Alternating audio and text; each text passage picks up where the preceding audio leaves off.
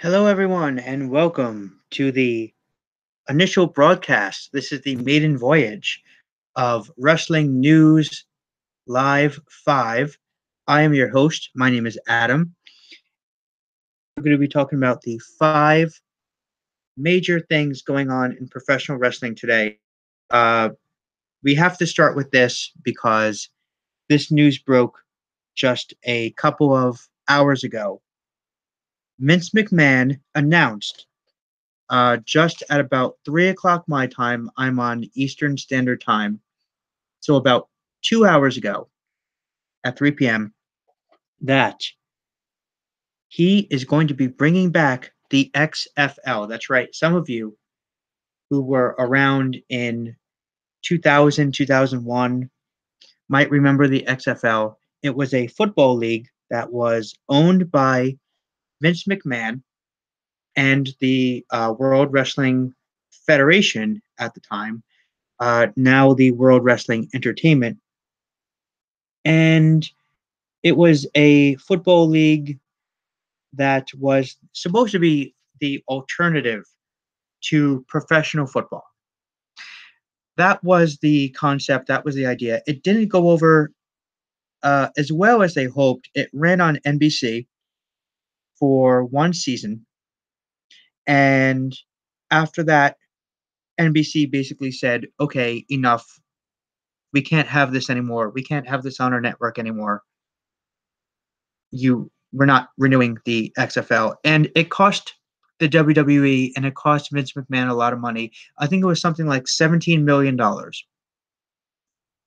So it was announced today. Well, it was announced actually a few days ago that Vince McMahon was going to be making the announcement today. In typical Vince fashion, that's just the way it goes. And he said that he's going to be expanding into all different types of entertainment, including football. So obviously, a lot of fans they had an idea that this was going to be uh, an announcement about the XFL, and it was. And the announcement was that in 2020, the XFL will be returning. Now, you're probably wondering, is this going to hurt the WWE? And it looks like if everything goes the way that they're planning for it to go, the answer is no. And why? And according to the rumors, this was on the Sam Roberts show earlier today. According to the rumors, and Wrestle Talk TV also might have announced it as well, that Vince is going to be selling his part of the WWE to be part of the XFL, to own the XFL. Vince McMahon, according to what's been happening, according to the sorry, that's my phone. Um, according to the rumors that Vince McMahon will have very little or nothing to do with WWE after this is all over, and if this XFL thing really happens. A lot of questions. Of course, the main question will be, will Stephanie and her husband Triple H be officially in charge of running WWE when this is over? What part of WWE will Vince have control over, if any? So uh, Vince McMahon announced today that in 2020, 2 years from now, he will be bringing back the XFL. This is just absolutely huge news. Uh, just came across today, and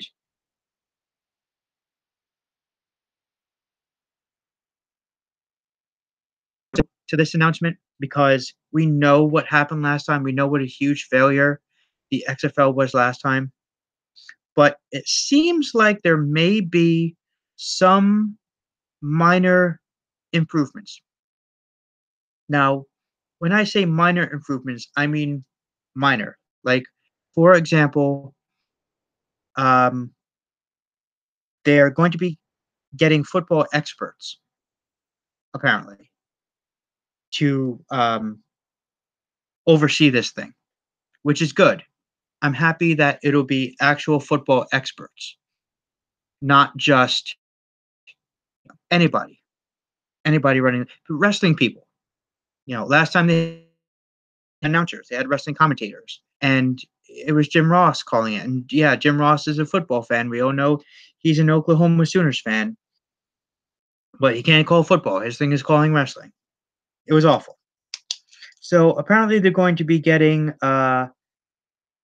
football specialists to be advising Vince, I guess, and hopefully it'll be a lot better than last time. We can only hope, because could it really be much worse? Um, the second thing is, and this was also on Sam Roberts today, that there's going to be they're playing with the idea of no halftime, no halftime, because apparently, according to the ratings, there was there is a large drop in ratings in NFL games when halftime comes. So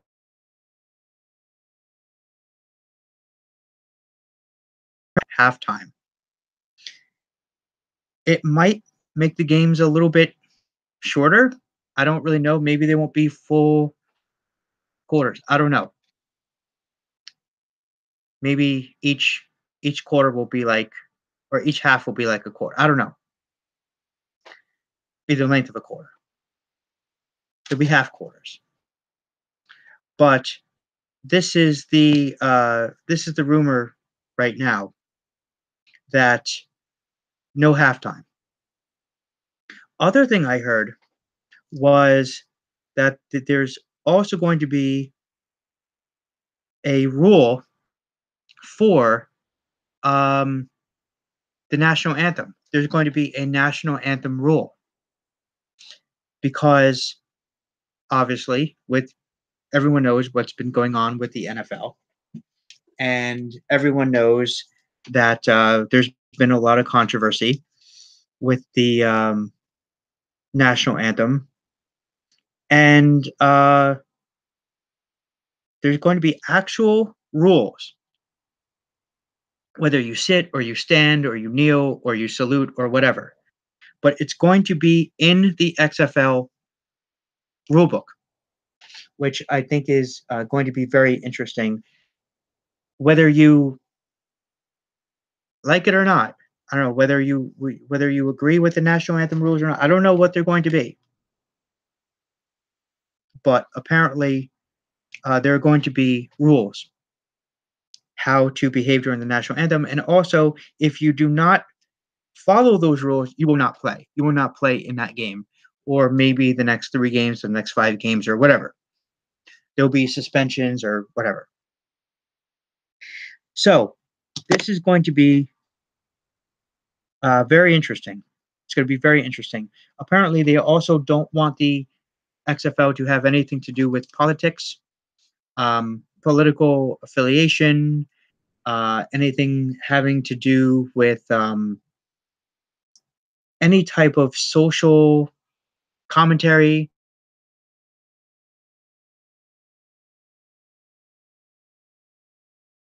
It's going to be about football, and hopefully good football, because let's be honest, the last football absolutely sucked. The last XFL sucked. The first game was great. The first game actually got huge ratings on NBC. That was the first game. After that, it began to drop to the point where, like I said earlier, NBC said, we want nothing to do with this anymore. We're pulling the plug. So that is the news on the XFL 2020. We will see what happens. Hopefully, it's good. I'm hoping it's good. I don't have very high expectations, but we will see what happens. Um, so, is there anything else having to do with the XFL before we move on? I believe so. All right. So then let's move on. Be a wrestling news show without talking about Enzo Amore, right? Everyone's talking about it. Everyone wants to know, is he innocent? Is he guilty? Why was he fired from WWE? Everyone knows that released just a couple of days ago from WWE, even though there was no charge, and even though there was no, it was strictly allegation. Now, Rich Swann, however, I must say, beat a woman up. He actually physically beat a woman, was charged, and was only given a suspension. And he was not even a cruiserweight champ. I mean, and Enzo, this is your cruiserweight champ. This is someone who, going into the Rumble, and we're going to talk about the Rumble a little bit later on. Going into the Rumble is your cruiserweight champ, and they actually have plans for you at the Rumble. And now, without any type of charge or anything like that, look, all I'm saying is this: I hope Enzo is innocent. I hope that these charges are false because I met Enzo about, I want to say, a year, maybe about a year and a half ago. I met Enzo, and he was the nicest guy, one of the nicest wrestlers, if not the nicest wrestler I have ever met in my life. Very, very, very nice guy. So, I really hope that these allegations are false. It's looking more and more every day to possibly be in the favor of Enzo. Of course, that won't change his stance with um, WWE because he's been released. I mean, it just means that his wrestling career won't be completely ruined. And it just means that he'll be able to go somewhere else. New Japan, maybe Ring of Honor. Apparently, Bullet Club has already reached out to Enzo and said, "Hey, we want Enzo to be part of the Bullet Club." But apparently, there was a text message, and this text message was the accuser who texted her friend and said, "Like it or not, bitch, I'm lying in bed next to a famous wrestler." Now, I'm not saying if that changes anything, but I will say it does look like it's more in Enzo's favor because someone who um, was just raped would probably not text something like that. Doesn't mean that she wasn't raped. I'm just saying that it's looking the evidence is looking good for Enzo. Don't know if that's going to change um, anything really, but apparently this text message was sent, and there was still no charge brought on Enzo. However, the reason why Enzo was released apparently was because back in October he never brought this to WWE's attention. Apparently, there was an accusation, and he never told WWE about it, and that probably um, was some sort of contractual no-no terms. That was a contractual no-no, and this is why Not even, I don't think it was even 24 hours after he was suspended that he was fired, because it was then brought to the attention of WWE that Enzo never brought it to WWE's attention. So Eric Arnott, I believe I'm saying that right, Arndt, um, aka Enzo Amore, has been released from WWE, mainly because he failed to bring this to WWE's attention.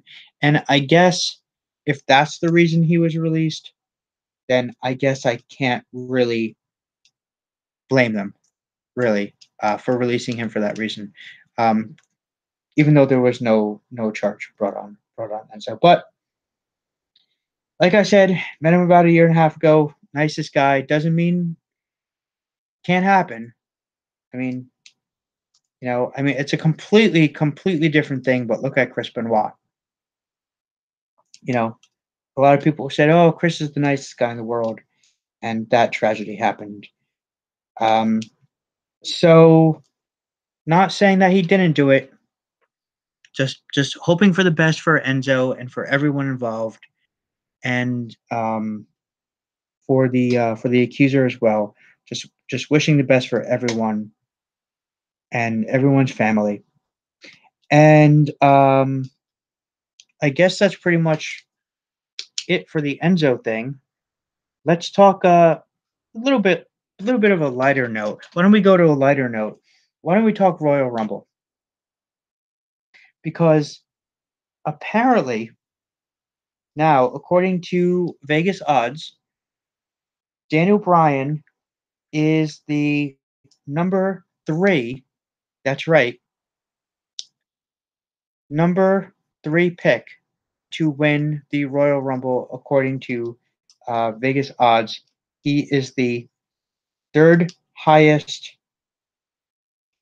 um, performer,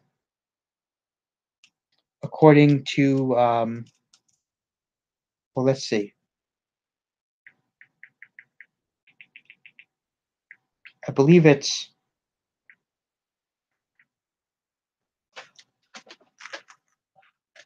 the odds makers have Daniel Bryan at number 3. That is crazy. That in 2018, after years of being told that he can't wrestle, it looks like he will wrestle again. And not only will he be in the Rumble, but there's a high stake that he will win the he will be the one to win the Royal Rumble. This is according to oddschecker.com. Um, Shinsuke Nakamura is still the favorite to win it. Um, Roman Reigns, who lost the Intercontinental title at Raw 25, is another possible winner of the Royal Rumble. And then number 3 at 4-1, 4-1 odds, Daniel Bryan.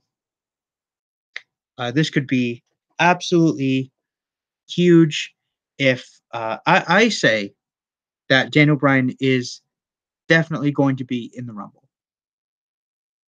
I would say if he doesn't win it all, which is 4-1, I'd say there's 1-1 odds that he will be in the Rumble. I am that confident that Daniel Bryan will be in the Rumble. And of course, this will probably lead to a storyline with him and Shane at WrestleMania.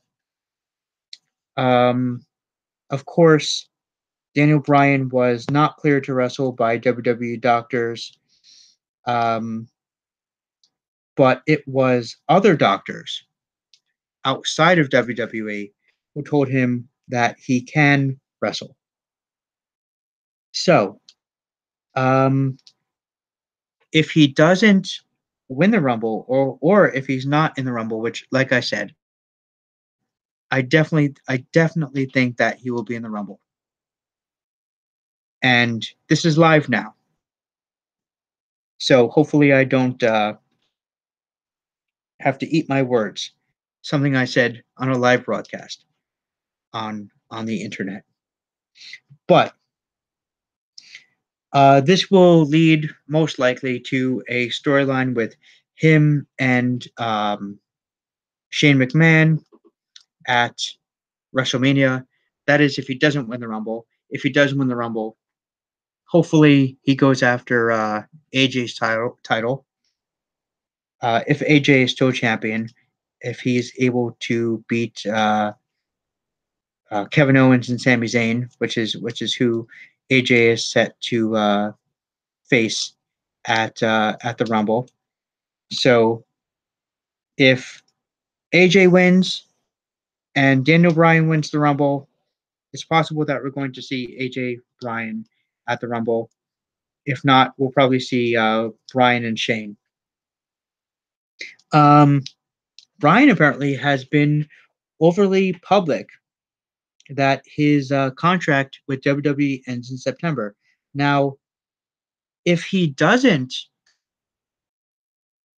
enter the Rumble, then it's very possible that he'll go someplace else that will let him wrestle. If WWE does not let him wrestle by September, that he'll go someplace else that will let him wrestle, um, such as Ring of Honor or New Japan. Most likely Ring of Honor, because Ring of Honor, of course, is home to Bryan Danielson, the American Dragon, Bryan Danielson. So hopefully this is true, and WWE does let him wrestle. If not, if they do not let him wrestle by September, then it's likely that he'll go back to Ring of Honor, which I think would be amazing. Personally, I would love to see Daniel Bryan versus Dalton Castle for the Ring of Honor title. I think that would just be awesome. Or who knows? Maybe he'll go to Bullet Club, and that would be interesting as well, wouldn't it? All right. Speaking of the Rumble, let's get to the other Rumble news, which is that Stephanie McMahon has announced that she will be on commentary for the women's match, for the women's Rumble, which I think could be grating to some. Her voice can be grating, I'll put it that way. But some were predicting that she was going to be in the Rumble, in the women's Rumble match, and some were even saying that she may win the women's Rumble match. This looks less likely now, not impossible, but less likely now that she's going to be on commentary um, during this match. So hopefully, Steph is not in the Rumble, in the women's Rumble match, but just on commentary, which would not be the worst thing. If Steph wins the women's Rumble, I think that would just be a bad move. Even though it looks like they're going to build towards Steph and Ronda Rousey at WrestleMania. That seems to be the trend. That seems to be the way it is going. Is building towards Steph and Ronda Rousey at WrestleMania. Of course, they've been building towards this since the last WrestleMania, which Ronda Rousey attended, and of course they did that storyline with The Rock, and of course Ronda Rousey, The Rock got Ronda Rousey out of the crowd to kick Steph's ass, and it wasn't really an ass kicking, but it could have been much better, that whole segment, and it just went on for too long. But anyway, it looks like Steph and Ronda Rousey is going to be a thing at WrestleMania, which means that Steph probably won't be winning the Women's Rumble. They'll probably do something with Ronda Rousey, maybe at the Rumble. Who knows? So that would be pretty cool, actually. The other thing that they can do is they could do the four horsewomen of UFC of MMA versus the four horsewomen of WWE, which I think would be also pretty cool. But it looks like most likely it's going to be Steph and Ronda Rousey at WrestleMania, which could be a money match. All right, so finally, moving on to the final point here is I'm just going to give a very brief review of Raw 25. Raw 25 from the Manhattan Center and Barclay Center. Obviously, a lot of people very upset about the show. Really, only those who were in the Manhattan Center. Some of you may have read online that there were chants of bullshit and that there were chants of refunds and um, we want wrestling. So this is out of the Manhattan Center, not out of what came out of the Barclay Center. From my understanding, everyone at the Barclay Center was relatively happy with the show, except for the one thing that happened, which is they took the beach ball away. Which, I mean, come on, it's WWE. You can kind of understand that. But the fans are going to be the fans that they're going to attempt to hijack the show because that's what WWE fans do. No offense, because I'm one myself.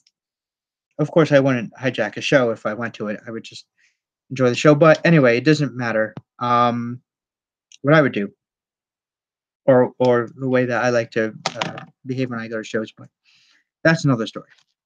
Um, so people were upset at the show. If you went to the Manhattan Center for the show, if you watched the show from the Manhattan Center, pretty much more than 80% of the show, you were watching a fucking screen. You were watching a screen during most of this fucking show. And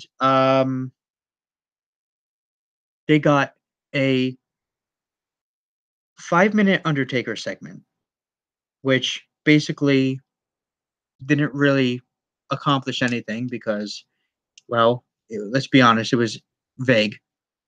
And they didn't actually say if Undertaker is going to be retiring or not. It was kind of very Undertaker, though, to be honest. It was very much in Undertaker fashion because Undertaker isn't really known for cutting big, grandiose promos. He's kind of known for being a little bit vague in his promos.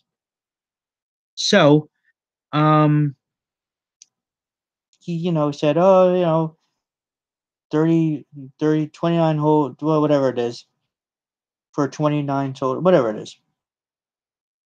Um, and I've been digging holes and taking souls. And now it's time to rest in peace. Of course, during this, the fans were chanting one more match, which I think personally made it a little bit confusing. And maybe WWE even had to kind of call an audible and say, uh, well, the fans were chanting one more match. So let's not let's just say that, oh, it's what does that mean? Well, I think until the announcer said that, it was pretty clear what he meant. And that is that he's retiring. And that there isn't going to be one more match. But of course, the fans chanted one more match. You can see it was very difficult for him to get through. Um, so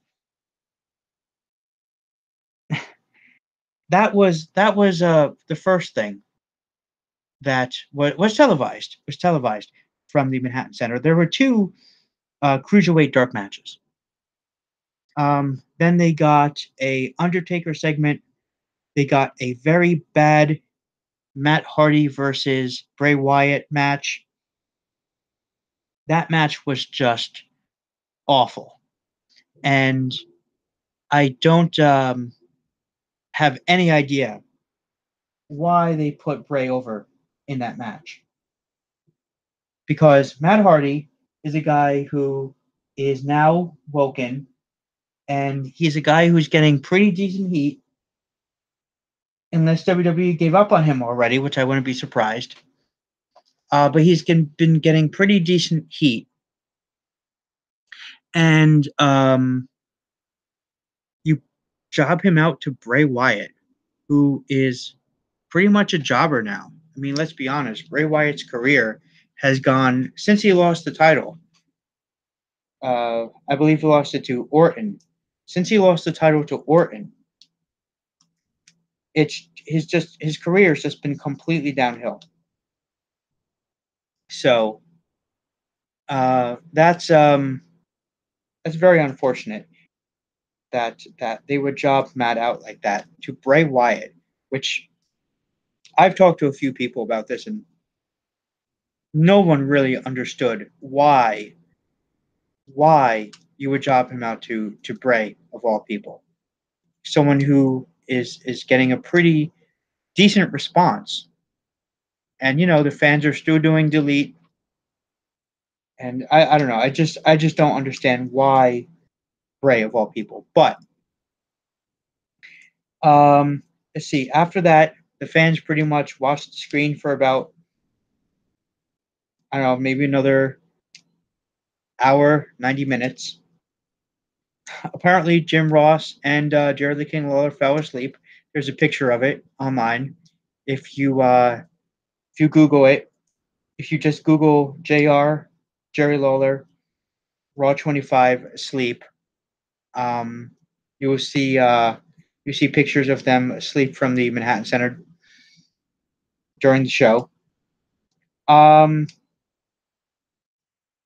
then they got a DX segment, and the Balor Club came out, and they all did the Too Sweet in the ring, which I think was a pretty cool rub to Balor Club, and it was cool to see DX.